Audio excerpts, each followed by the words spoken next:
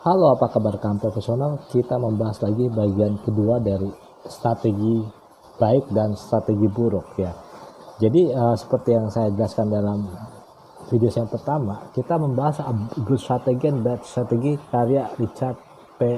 Rumble bukunya. Ini adalah ringkasan dari buku beliau.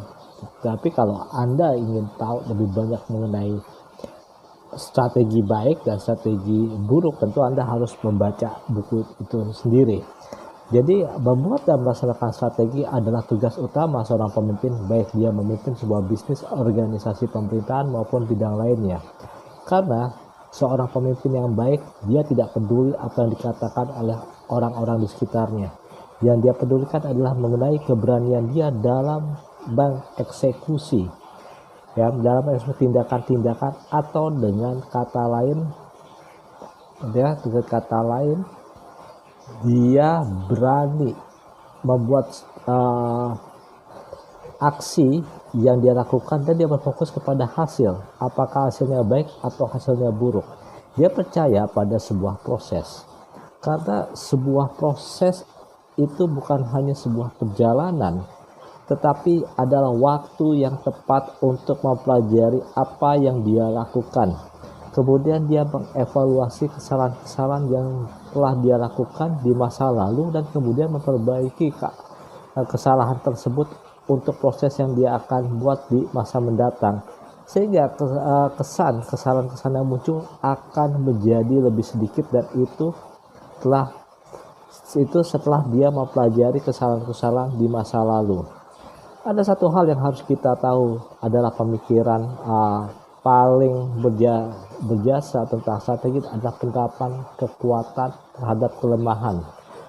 Atau bila Anda lebih menyukainya, penerapan kekuatan kesempatan yang paling menjanjikan, yaitu mengenai standar pembahasan modern strategi, yaitu adalah mengenai standar pembahasan yang menjadi tolak ukur dalam leadership modern, yang saat ini kita bicarakan mengenai kekuatan potensial untuk melihat kemampuan kita di masa mendatang, dan itu saat ini disebut dengan keuntungan atau advantages jadi, atau keuntungan.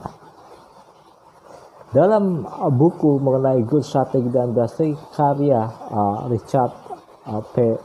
Rumble, ada dua sumber alami kekuatan yang besar yang dipahami dan sangat penting untuk dipelajari. Yang pertama, memiliki strategi yang koheren yang mengatur kebijakan dan tindakan. Strategi yang baik tidak hanya menggunakan kelebihan yang ada. Strategi yang baik menciptakan kelebihan melalui keutuhan rancangannya. Kebanyakan organisasi dalam skala apapun tidak melakukannya. Mereka hanya mengejar banyak sasaran yang tidak berhubungan satu sama lain, atau malah lebih buruk, yaitu bertentangan satu sama lain.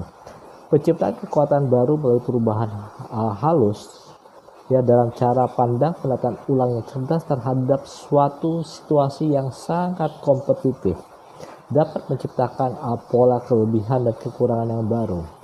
Strategi yang paling kuat muncul dari perubahan wawasan seperti itu. Pemimpin organisasi tidak punya strategi yang baik mungkin hanya percaya bahwa strategi tidak diperlukan. Namun sering kekurangan itu terjadi karena adanya strategi yang buruk. Sama seperti lumpur liar menutupi tanaman hias. Strategi buruk menutupi strategi baik.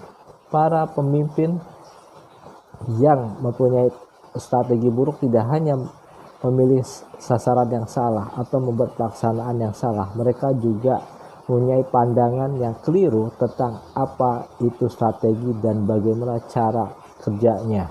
Itu yang paling penting kita pelajari dalam menciptakan sebuah strategi baik, dan kita belajar dari strategi buruk.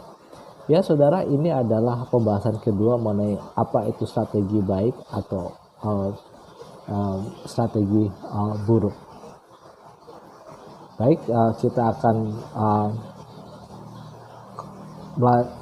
di video nanti akan saya buat lagi mengenai cara menyusun strategi baik itu seperti apa.